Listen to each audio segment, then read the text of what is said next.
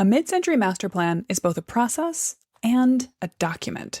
Over the course of your remodel, that document will help you do everything from show a friend what you've got in mind, to secure accurate bids from several contractors, to share in a showroom to get 3 perfect options instead of staying up at night scrolling every single option on the internet. But ultimately, the master plan process and document is for you. You are the person who will live with it, know every part of it, and curate it to be exactly what you need. Today on the podcast, let's talk about how and when you share different parts of your remodel plans and how ultimately your master plan will keep you on track, moving efficiently towards the mid-century renovation of your dreams. Hey there, welcome back to Mid-Mod Remodel. This is a show about updating MCM homes, helping you match a mid-century home to your modern life. I'm your host, Della Hansman, architect and mid-century ranch enthusiast. You're listening to episode 2203. Last week when I was talking about measurement quirks that relate to mid-century houses, I talked about 2x4s and how they are not, in fact, 2 inches by 4. And today I want to actually talk about a different standard measurement, which comes into play on the length of a 2x4, which means that I am literally physically unable to not tell you my favorite joke about 2x4s, which goes a little like this. A fellow walks into a lumber yard and says to the guy in the store, "I need some 4x2s. You mean 2x4s? Just a minute, he says, I'll find out. And he goes back to the parking lot where his buddies are waiting in the car. They roll down the window, he confers, and he comes back into the parking lot and says, yes, I mean 2x4s. Lumberyard guy says, how long do you want them? Just a minute, the fellow says, I'll find out. And he goes back across the parking lot to confer with the people in the car. He comes back into the lumberyard and says, a long time. We're building a house. There you go.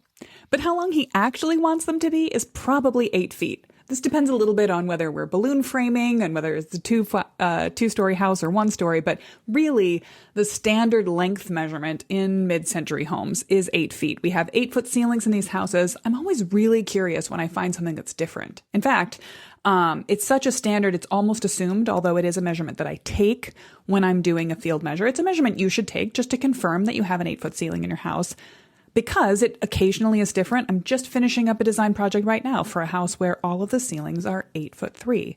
I cannot begin to imagine why. That seems unhinged to me. Were they all cut specifically to an 8'3" dimension? What was the request of the original homeowner? Did the builder do that himself for no particular reason? Like, what on earth? What would possess someone to chop their ceiling height, to set their stud height at such an unusual amount?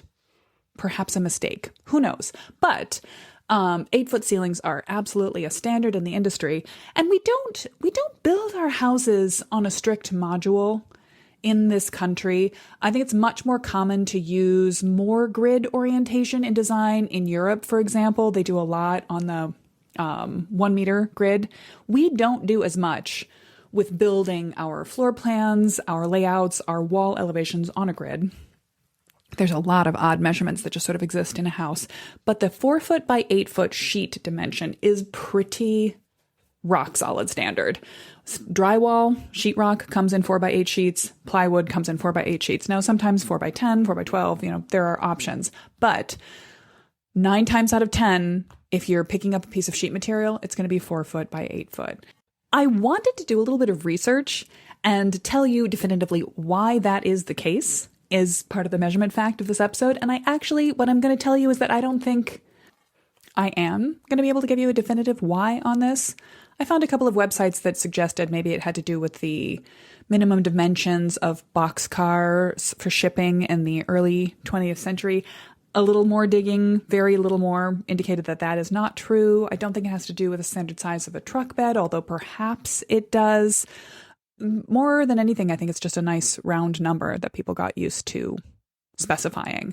But the way that it applies to a mid-century house is that you are almost always going to find that there are 8 feet between your floor and your ceiling. So it's an interesting thing to notice if there are repeatable grids, measurements, dimensions going on in your house. You're very likely to find that you have that 8-foot height happening in your house.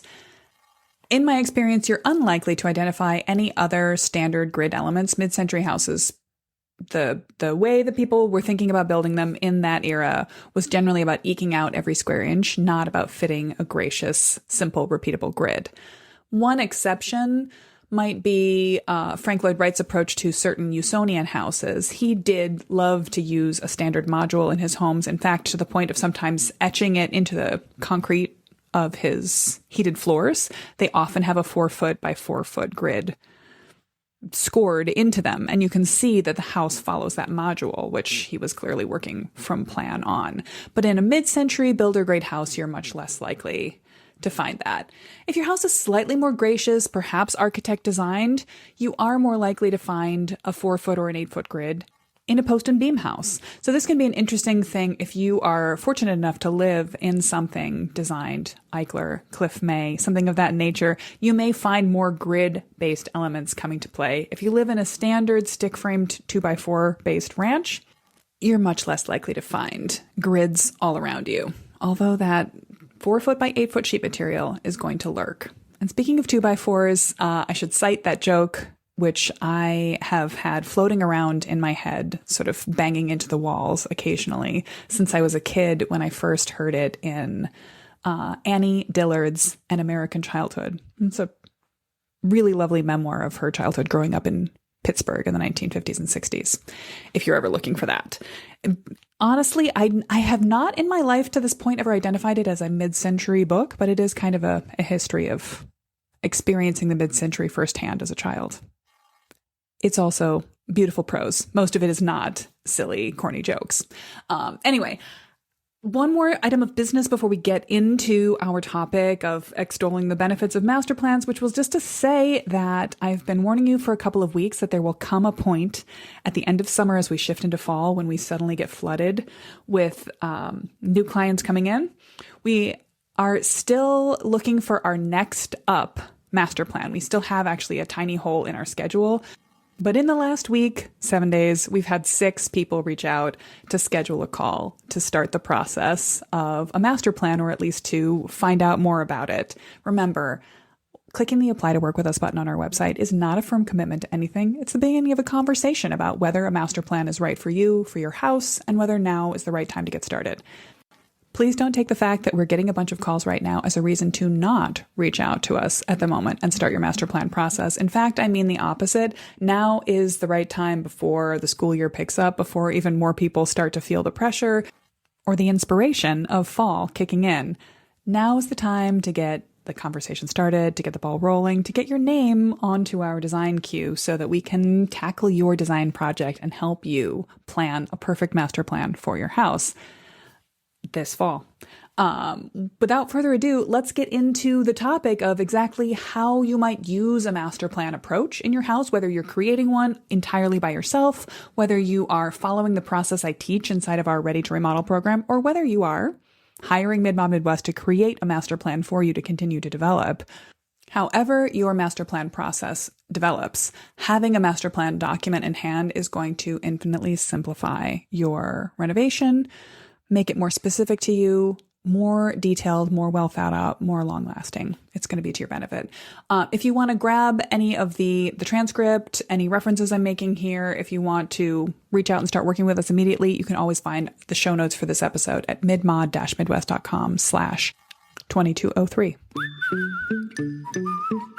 So I spent all of July giving you my very favorite, my most essential curated episodes on the process of a master plan and how each individual step, dream, discover, distill, draft, and develop, set you up for success and give you the ability to plan a remodel that is more tailored, more timeless, and more timely, moving faster, making more concise and decisive decisions than if you didn't take the time to follow those steps. And now, after 2 episodes on another topic, I'm back to talking about master plans again because I had another point to make. I'm never not talking about master plans, actually, but I'm going to go back to a recent office hours question. And actually, spoiler alert, this season, you're going to get a handful of podcast episodes that are based on some of the really excellent Ready to Remodel student questions that I've been getting on recent office hours calls. This summer has really I don't know. It feels like every question we're getting is either very fun and specific that we can just answer it and move that client forward on their personal decision tree, or it's a wonderful universal question that gets to the philosophy, the sort of core meaning of what it is to make good choices for your home. So this was a very specific question. A homeowner was worried about their individual process and wanted a question answered. And I immediately jumped from the specific to the general because, hey, that's what I always do. So she asked, if I'm completing my master plan in pieces, the project is drawn as a whole package, but I'm tackling it in sections. So should the whole master plan package be reviewed with the county and the contractor? Will a permit be pulled for my whole plan or the sections? So when I read this, I instantly knew that I could give her an easy answer that would set her mind at rest. And the short version is that the big picture of the master plan is for you, but you'll actually want to curate how much of it you share with others at various stages. And that means both, no, you will not show all the plans you have for your whole house for the future to the county when you're pulling a permit. You will show them the exact components of the plan that you're going to tackle next so that they can get you a permit just for the work that you're about to complete. And for contractors, the answer is going to depend on how comprehensive is your relationship with that contractor.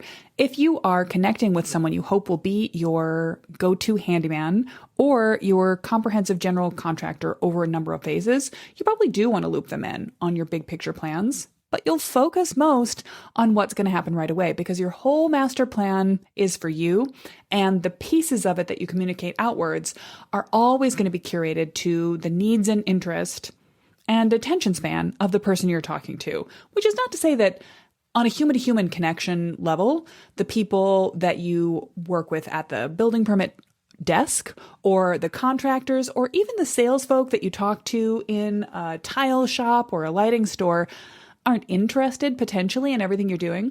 But on the day, they are trying to do their job, and you're going to give them just the exact piece of information that is necessary for that job. So that's the short answer. And I would say maybe getting in a little bit deeper on each of those two parts, permit office versus contractors. When you're talking to the building department, you are only ever going to get permits for the next completable body of work that you want to have on the books. Why? Because that way you can complete your permit quickly. You don't want to leave them open. And in some cases, there are penalties for leaving them open for too long. And also because permits are about the right now planning. You want to take them out for work you know you'll do and that you'll do right now. And because your municipal permit office, however large or small it is, I can almost guarantee, without knowing anything else about them, is super strained and understaffed and doesn't have the time to focus on or approve more than the clearly stated minimum of what you're trying to do right now. A light exception to that might be there can be a really helpful type of interaction with the building permit office, particularly if you are a bit more of a DIY homeowner, if you are a DIY planner. Sometimes there's benefit when you're almost ready to get to the permit stage to just take what you have down to the desk. I might call ahead and ask if there's a not busy time of day and walk them through, I wouldn't say everything you've ever planned to do, your entire master plan goals, but a slightly bigger picture of what you've got in mind than you might be pulling a permit for right now, and get their perspective on how much is appropriate to bite off. They can't tell you how much you're going to get done in a month or a year, but they can have a sense of the connected pieces that when an inspector comes out to see how the work is going, they're going to want to see the various connected pieces. What is that silly song? The knee bone is connected to the leg bone. I don't even think that's how it goes, but you want enough pieces connected so that you can actually get comprehensive approval for what you're trying to do. What you certainly don't want to do is micro focus what you're asking for permission to do so small that the inspector comes to your house once the work is well underway and is surprised by what's next to the piece you ask them to look at. That's always a bad thing to have happen. So you're not trying to keep the building permit office in the dark by showing them less than your entire master plan, but you are trying to use their attention politely, advisedly, not take up too much of their time with things that are not on your this year to-do list. Now, for contractors, like I say, this is going to depend on a couple of things. In some cases, it's a good idea to start from the big picture with a general contractor so that they understand what you have in mind. To say that this is phase 1 and there will be, Lord willing and the creeks don't rise, phase 2 next year and phase 3 5 years from now. But this is what you hope to take on right now. Now, this I'm going to get into later in the episode, but part of the reason to say that is because a contractor, maybe even more specifically and helpfully than a building permit official, might tell you, I would really recommend doing these 2 parts together. I think we can get the same crew out to site and do them at the same time. I think it will pay off in the long run to bundle these projects. I think we're going to open up this wall once for this project and once again for the next project. Let's do them at the same time. They may also have insight into the proper order to do things. If you don't have other insight yourself, if you don't have experience, if you don't have a designer working with you telling you that you probably want to lock in your choices on the main floor before you fully finish and polish up your basement ceiling, a contractor can give you that advice. They can say, look, if your plan is to do a full sort of living room style finish in the basement and then move the kitchen and bathroom to opposite locations right above them, you are going to need to get into the ceiling of that basement to check on some of that plumbing work, and you're going to undo all the nice work you did last year in your next year project. So it's a better idea to leave that ceiling unfinished, or even not to worry about finishing the basement until all of your upstairs plumbing and electrical work is done and all of the drops and lines and structure have been verified. So that's a case when it's better to give the big picture to the contractor first. But then as you get into what's about to take on, you're going to narrow your focus to the next steps of the project. This is also a place where it's really a good idea to be mindful of the information style and preferences of your contractor. And some of them are going to be self-aware enough to tell you exactly what they would like to know. Ask you maybe with a checklist or even a form when you get in touch with them, how much of a project you're taking on and what kind of information they'd like to have about it. Some people are not as self-aware, but they, if you are starting to explain with wavy hands and many, many pages of documentation, everything you've ever thought of, every thought that you had along the way, along your master plan process to your contractor, and you're watching their eyes glaze over or them subtly check their phone for the time, then they might not be a person who's taking on board as much information as you have to share. So you focus and limit yourself. For other people, the best way for them to process is to know everything. Take me, for example. I really like to know as much about a project before I get into the design of it as I can. This is my neurospiciness. This is my beliefs and philosophies around being a designer. I want to know how you're planning to live in the house. I want to know what your favorite colors are. I want to see examples of houses where you've lived before.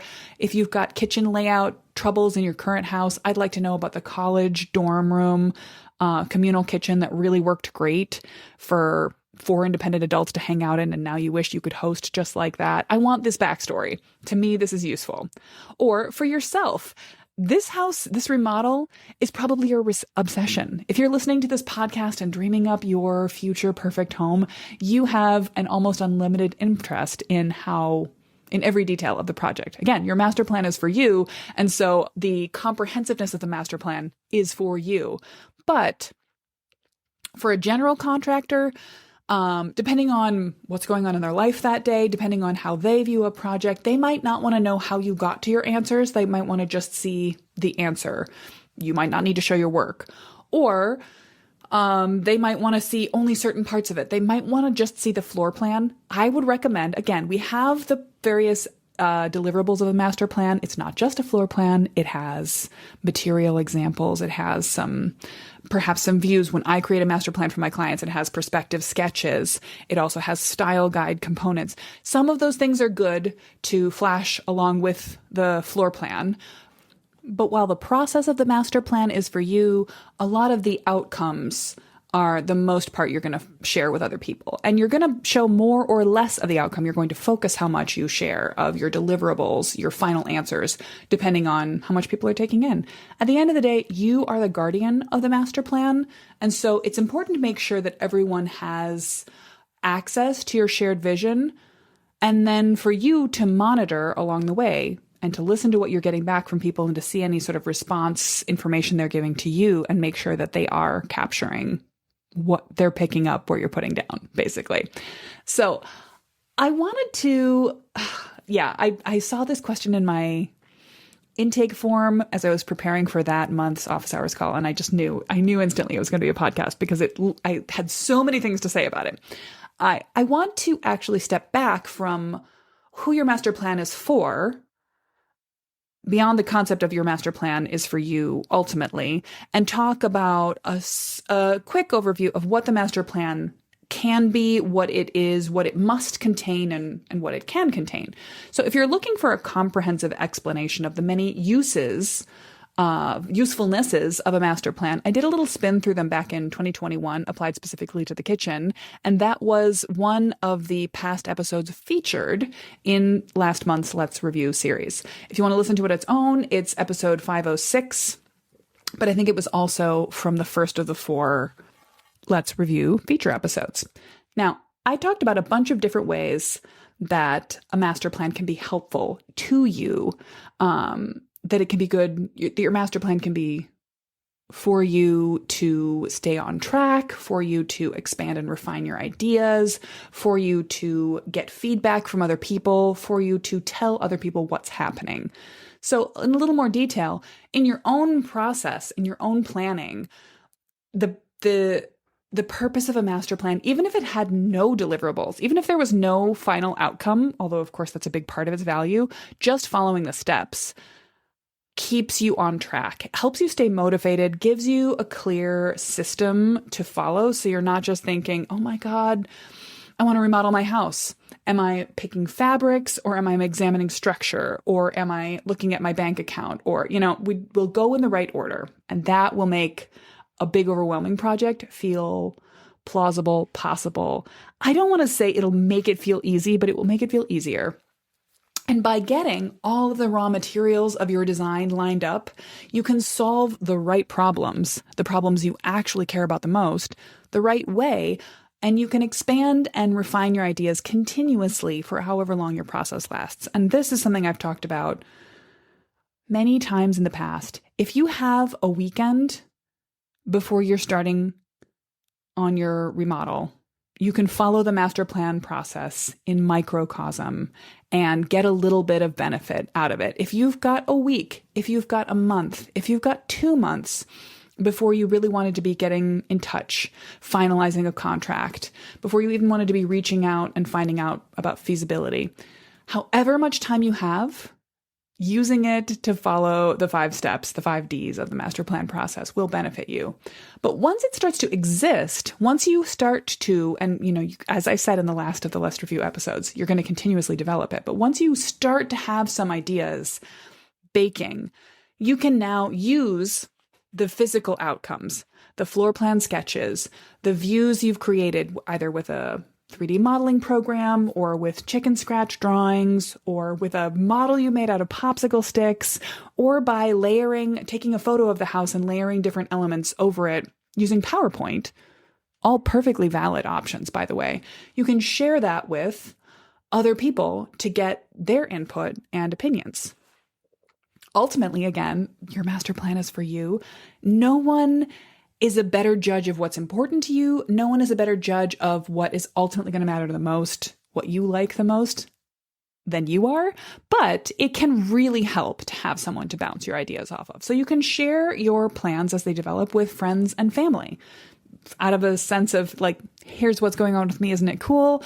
Or if they have expertise, if they're more experienced DIYers, if they've been homeowners for longer, if they are mid-century friends, particularly, getting their opinion, factoring it into your mix.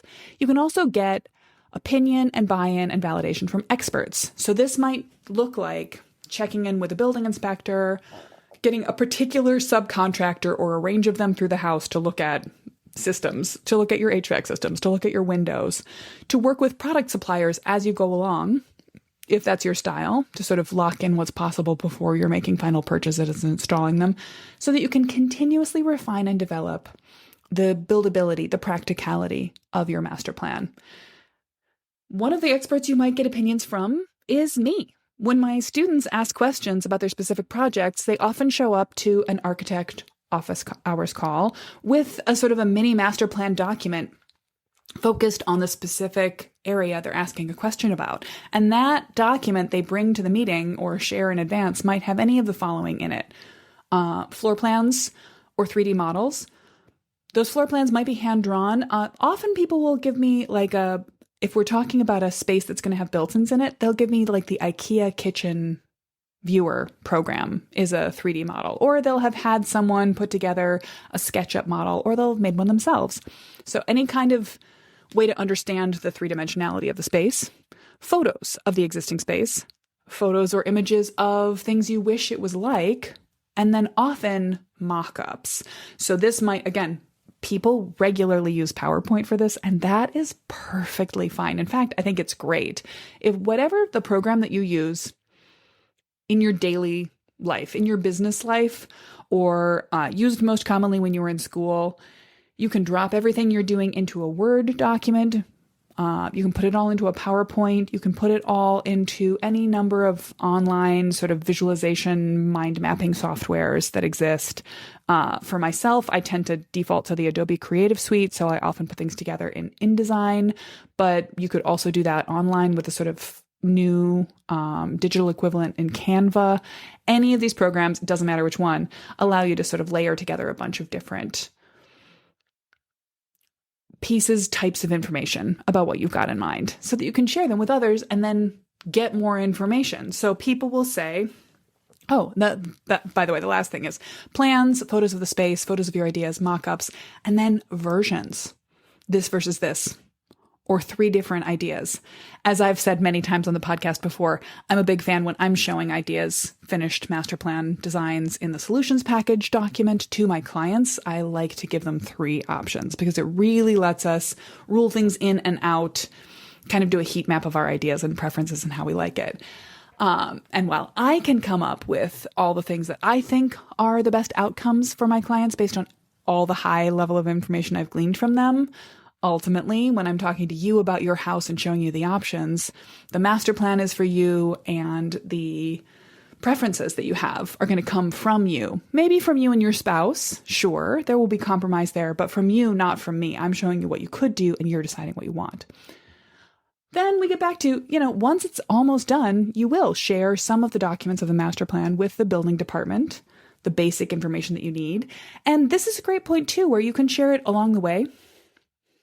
I said at the top, building officials, inspectors, the permit office folks are busy. They are understaffed and overcommitted, so don't trade on their goodwill too much, but they're also, I have found generally to be really good folks. If you live in a city like Seattle or Chicago, you're unlikely to get a lot of one-on-one FaceTime with anyone at the building office.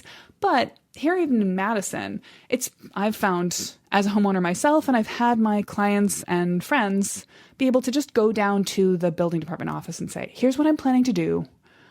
What pieces of information do you need from me in order to get a building permit? What's the level of detail you need in a plan? Oh, also a building section? What is a building section? Oh, okay. So you want to see what's in the walls and what's in the roof, and do I know, am I promising to insulate it properly? Okay, I can do that. And then, is that it? Okay, great. So having that kind of clear check-in of what is necessary can be both very confidence building and also can really help you not over deliver, not put too much into it, not get into really detailed plans of, like I say, the entire house when you're just working on, we're changing the way that you go from the garage to the kitchen, for example, and allow you to give them exactly as much information and no more of what they're looking for. And then, of course, how much of your master plan do you share with the builder? This is the best way to get, before you've chosen a builder, showing them your master plan, some of your master plan documentation, again, don't overwhelm, is a great way to get a sense of the communication style of the person you're meeting with. And if you're going to get multiple bids from multiple contractors, which, by the way, unless you have a long-standing, deeply personal, and already proven successful relationship with someone who is a contractor, you're going to want to get multiple bids from multiple contractors. It is the only responsible way to carry on new work in your home if you don't already have an existing relationship with someone. And by the way, I don't mean you're friends with someone who's a contractor, but you've never worked with them before. That is not the kind of existing relationship that exempts you from getting bids. I mean, they've already done some projects on your house and it's been incredibly successful and you loved it. That person, now you're set. You don't have to go get other bids every time you want to do another project, but get bids. But if you get bids by having 3 different teams of contractors come to your house and you walk them through and you wave the things you want and you say, we're going to open up this wall a little here and all new cabinets and some new windows and here's a picture of flooring that we like, you're going to get a picture in their mind that is wildly different based on the assumptions and past experiences and the word choice that you have in each case. Whereas if you take them to your house and sure, you walk them through the space and say, like, here's what we're thinking of doing. And then you say, here is the floor plan we're changing to. And here are some sample pictures of the type of cabinets we're thinking of. Can you get us these? This is what we're looking for prices on. And here is a picture of the built-in that we're thinking of. And here's a diagram of how the built-ins are going to go around the space.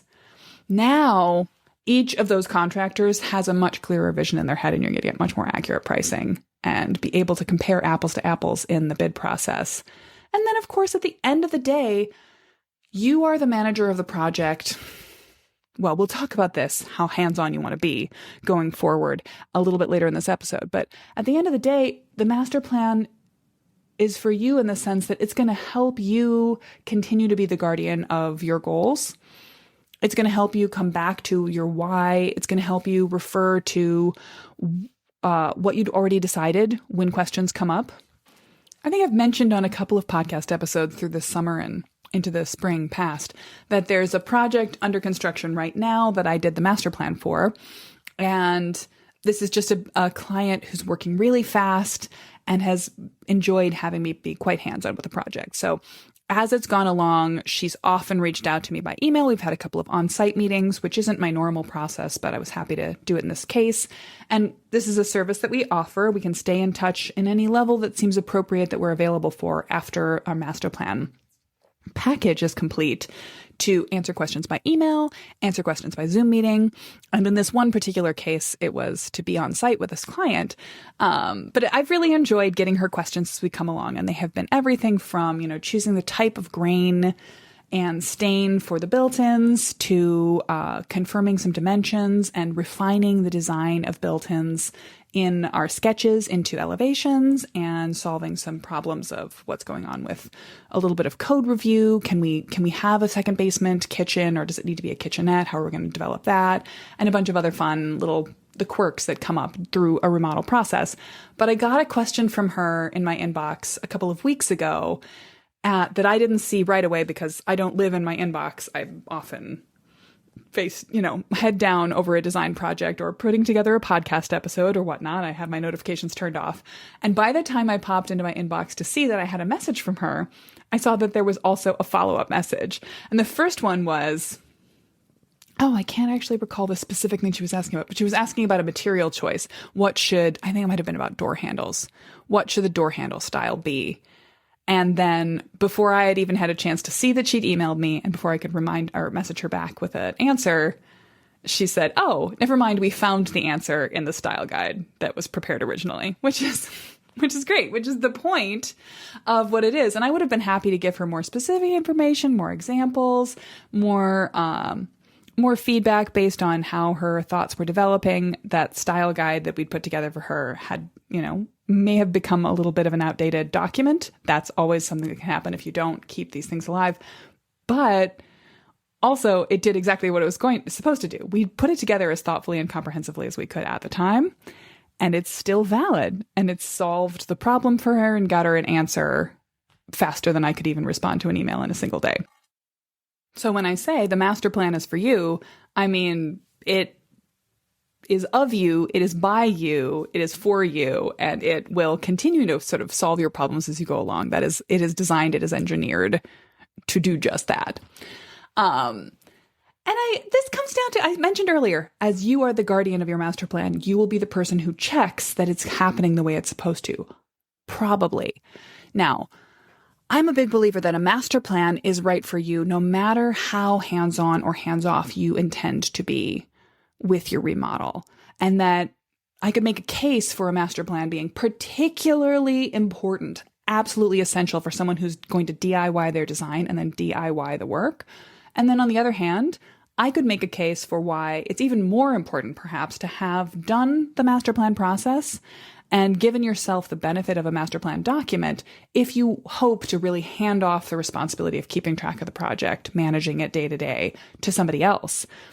And I mean, this is a little bit of blue sky thinking. I think there's an opportunity in every situation. I feel the same way about if your house has been preserved by a single owner in a complete time capsule condition. That's a huge win. What a gift, particularly if you like a vintage style.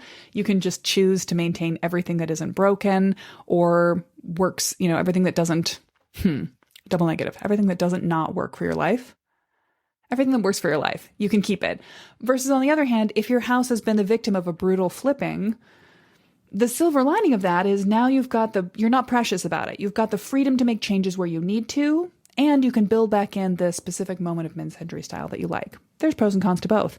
And so there are pros and cons to both situations of using a master plan, but actually I would argue that the master plan is correct and incredibly beneficial in every case. Now for the hands-on DIYer, the process of the master plan is for you in that it's going to keep you on track. It's going to keep you focused.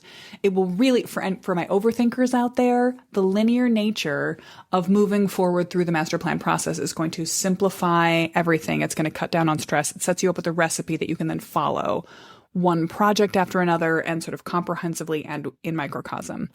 Then once you get into the actual doing of it, your master plan is for you in that it will help you remember the things you yourself decided a while ago. You can go back to your style guide again and again, and you will be able to keep rinse and repeating the design decisions from one project to the next. The material choices may refine, may get a little bit more specific. You might learn along the way. You might get better at executing on them, but it will all have been sort of laid out in the DNA of the project that you wrote in your master plan process.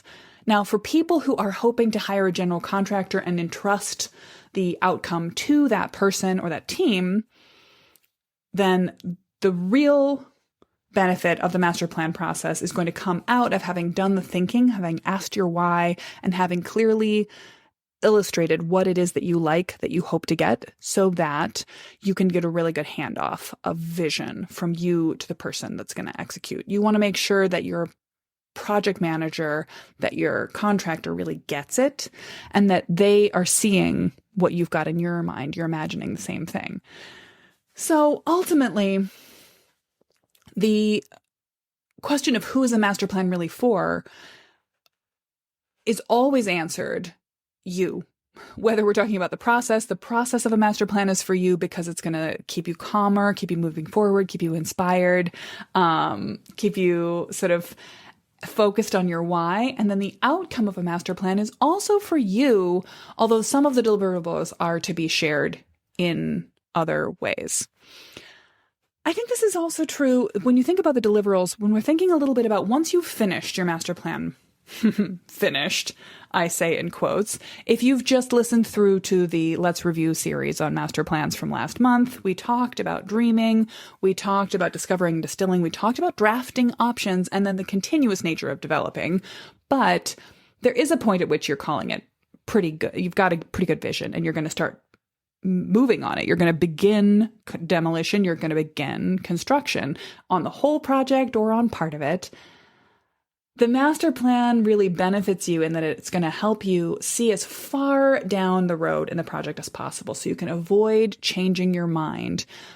Because as I've said many times before, nothing is more expensive in a remodel than changing your mind after construction is underway. Even a small tweak change can have big costs. You may be dinged for change orders by any sort of organized contractor. Frankly, you should be, because it will cause chaos and stress and extra work for them.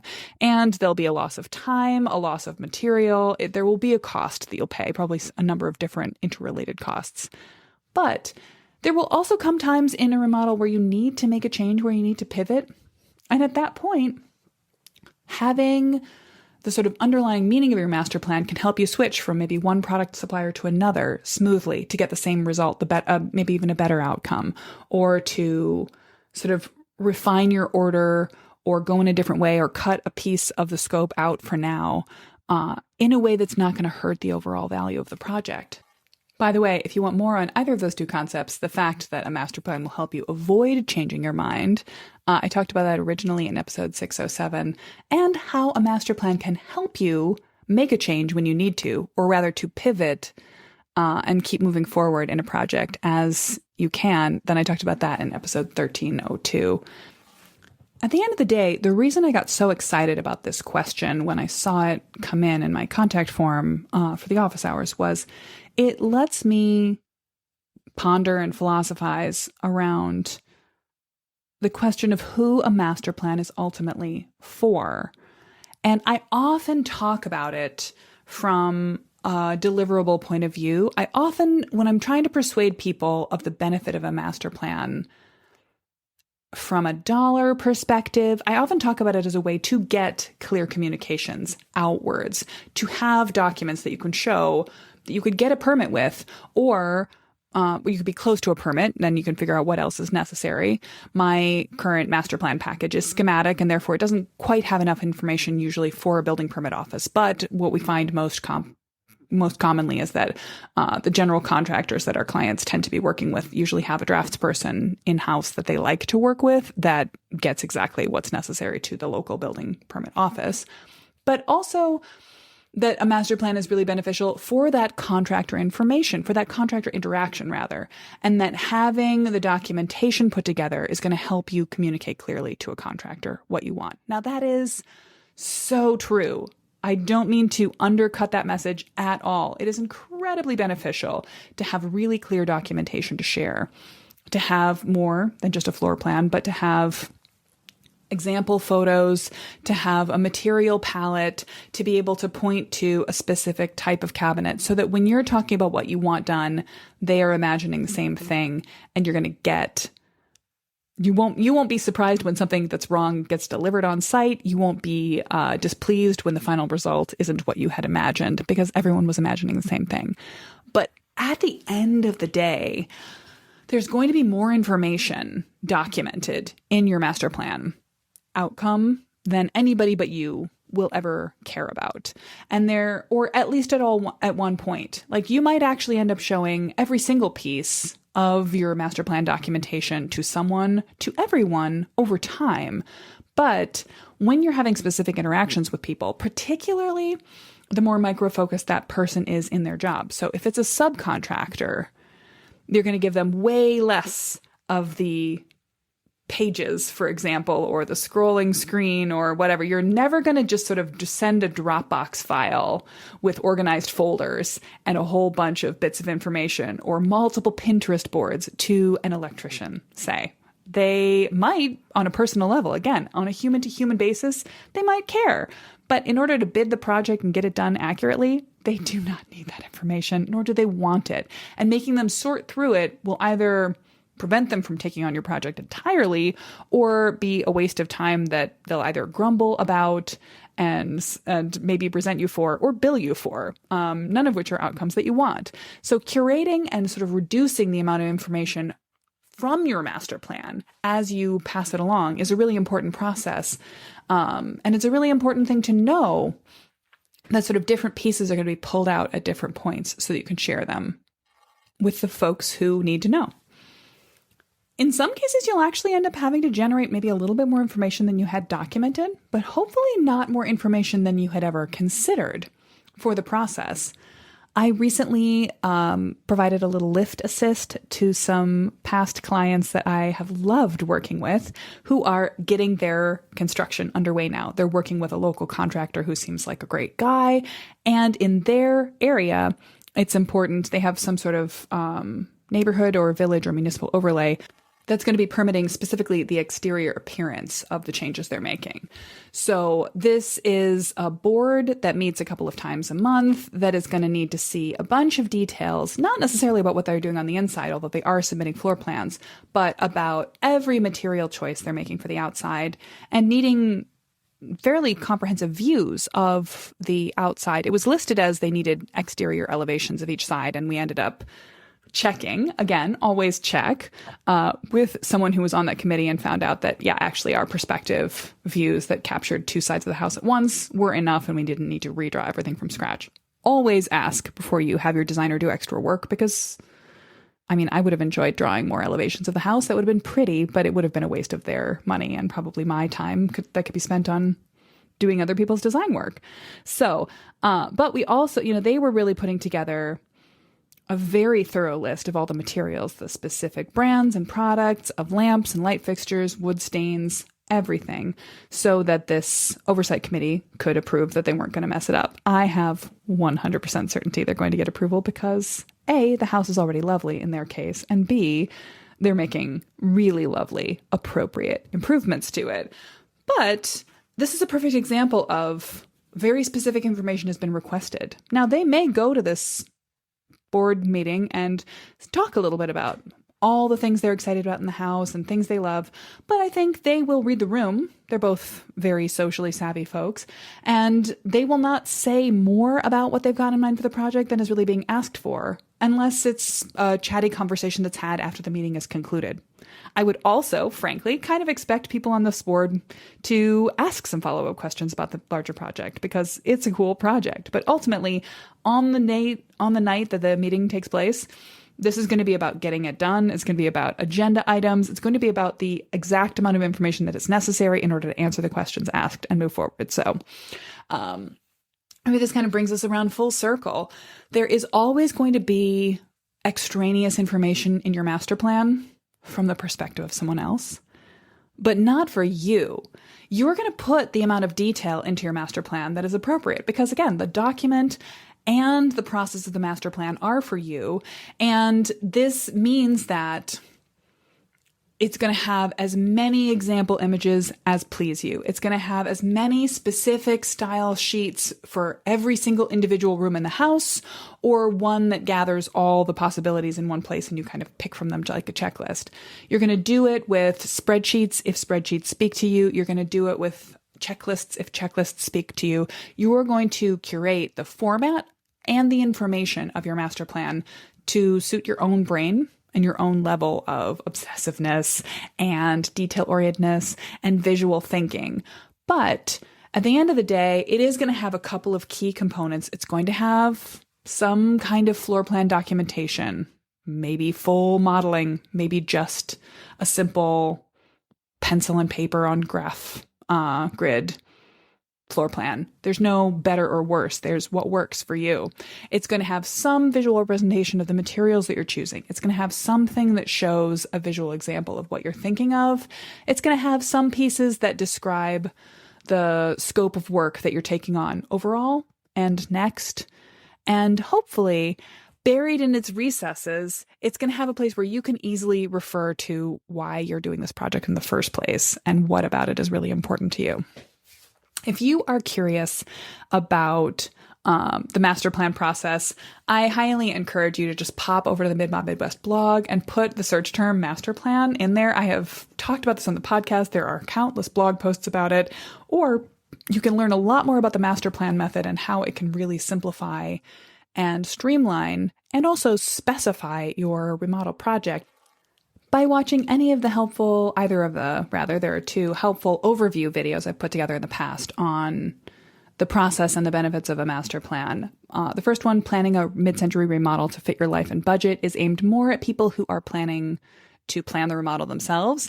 And the second one, 3 Secrets of a Mid-Century Remodel You Will Love, is more aimed at understanding how it is that we put together master plan packages for our clients. But either of them, I think, are really going to help you get to the source and to the substance of what a master plan can do for you and how a master plan is for you ultimately in the way that it's going to both keep you anchored to what matters most to you all the way along the process of thinking about it, and then help you stay connected to that meaning and your decisions through your entire construction process, whether it be over in a year or gamed out over the next decade. Both of those situations really benefit from one.